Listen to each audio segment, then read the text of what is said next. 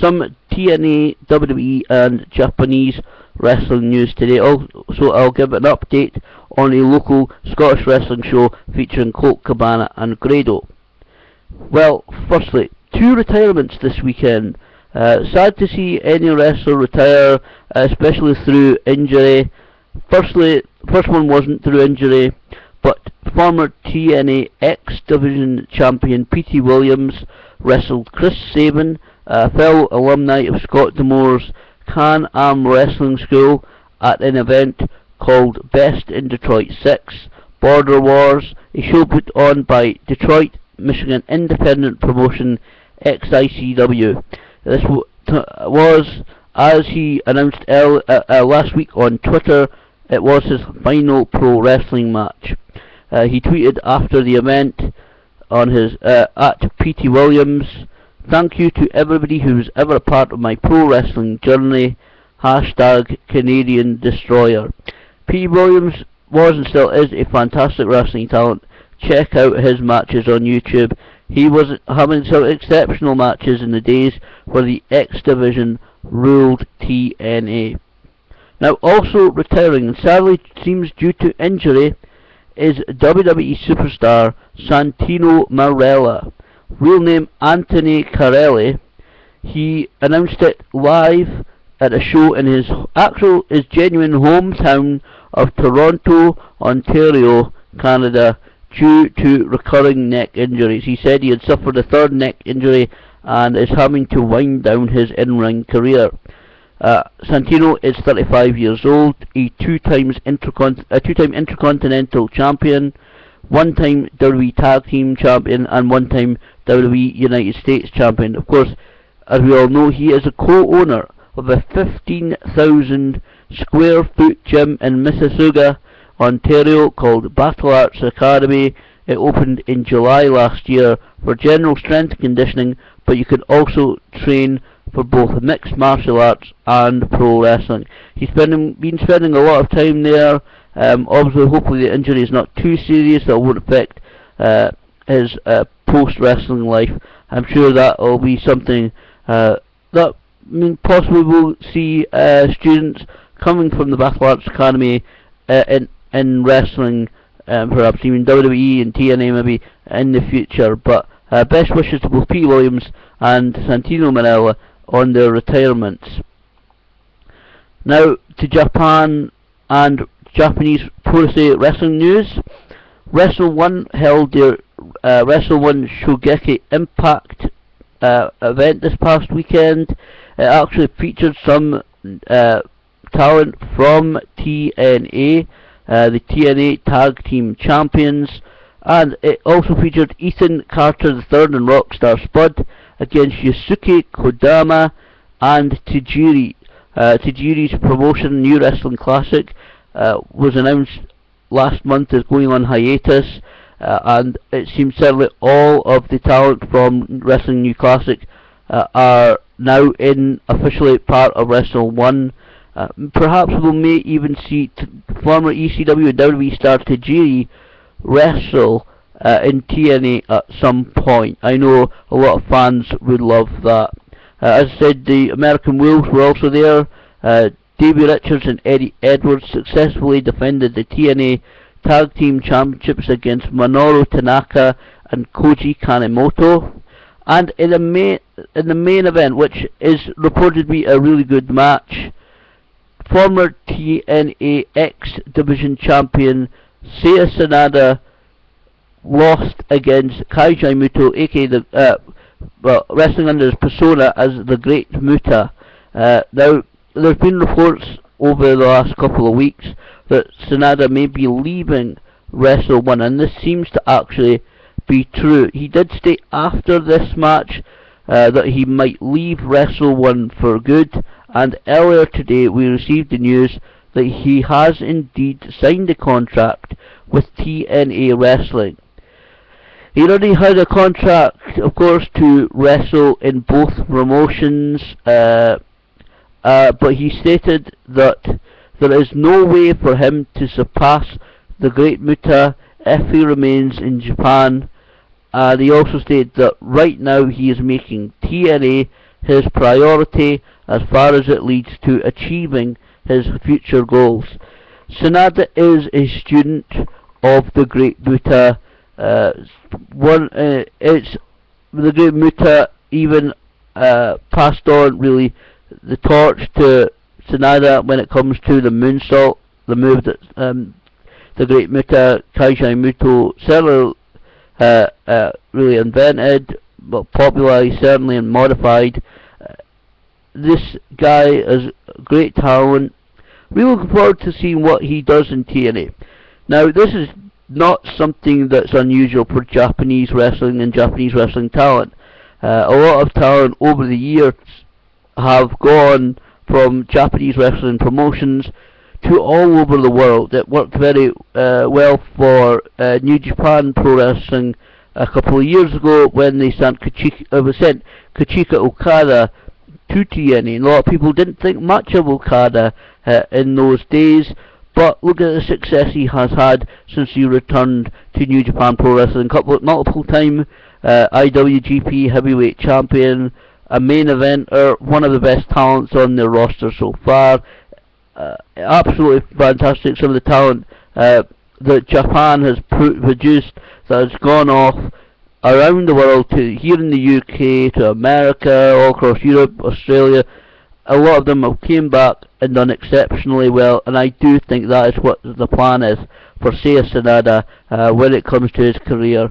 Obviously, said Wrestle One and Impact Wrestling are working together right now, so we'll wait and see how this relationship develops over the time. It's really only been going for about 6 months or so, and of course we do know that TNA, an association with Wrestle One, will be holding their biggest show of the year, Bound for Glory, on October the 12th at the Korakuen Hall in Tokyo, Japan, which is a huge deal, of course.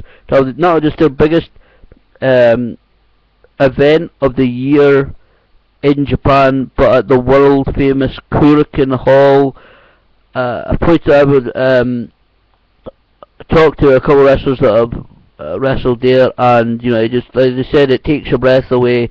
I'd love to go there maybe one day, but Korakuen Hall is a really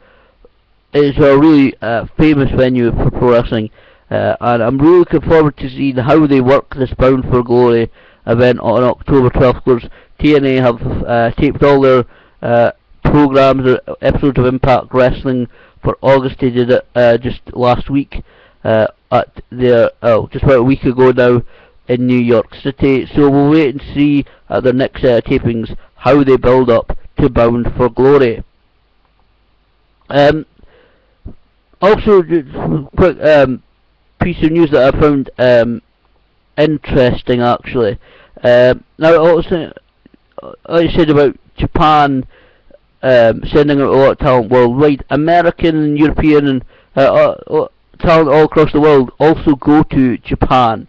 Now, one of the places that have always welcomed guys and foreign wrestlers is All Japan Pro Wrestling, and the future of All Japan Pro Wrestling has been in serious doubt over the past few months. All Japan guys like Mitsuhara Misawa and Kenta Kobashi and even the Great Muta, and guys who really made that company huge in the 1990s, of course, moved on, and All Japan seemed a little bit stale, certainly in financial trouble, and it seems that All Japan Pro Wrestling now is actually being made into a brand new company. It's now branded All Japan Pro Wrestling in katakana, where before it was Zen Nihon Pro Wrestling, or All Japan in English. The promotion is undergoing a new restructuring, with Yun Akiyama, a Japanese wrestling legend, he's a fantastic talent, taking over as president, and Suwama also joining the board of directors. Now, what this seems to be the situation is with All Japan Pro Wrestling is that basically Yun Akiyama and the board of directors are setting up a brand new All Japan Pro Wrestling. The previous owner, Nobu Shirahashi, who bought All Japan from Pro Wrestling from Kaiji Muto, the Great Muta, in 2013, actually owns everything that is All Japan, trademarks and everything. Some of his logos, some names, and that. Yuda Akiyama is essentially forming a new promotion, but trying to keep what made All Japan, well, All Japan. So really, it's what it seems to be happening.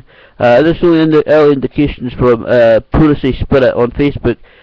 They are actually working out some kind of licensing agreement with Shirahashi, so that Yuya Akiyama and this seemingly new All Japan can actually use all the trademarks and everything that people think of as All Japan, but really basically starting out fresh, as a fresh start, as almost wiping the slate clean.